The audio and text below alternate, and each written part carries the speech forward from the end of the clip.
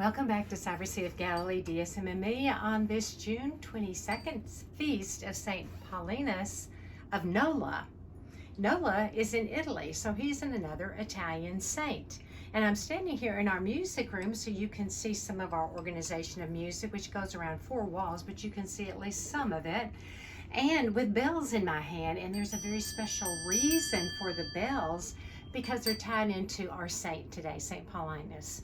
And what did he do? He actually he was a writer and an artist and a poet, and he became a senator, and he really amassed a wealth of money, and he was married. And yet when the particular emperor died, he had some conversion, which we don't totally understand, to the Christian faith and was baptized a Catholic, a Christian.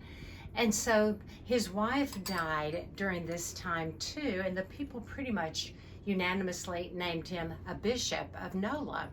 So he gave away his wealth, and even the saints who knew of him and had heard of him, who were alive in his time, like the great St. Augustine and Jerome and Martin and some others, extolled this young man of great means who gave away everything. Now, with his musical training and his poet and his kind of romantic heart, one of the things that he gave to the church, he introduced into the church, was the use of bells, which we use at the consecration of every Mass, and which always are used on steeples throughout the entire world to announce we know the one of whom we should ring all the bells in all the land, because he is Christ himself, the Son of God. And so the use of the bells in the church had a beginning, and that beginning was the saint that we celebrate today.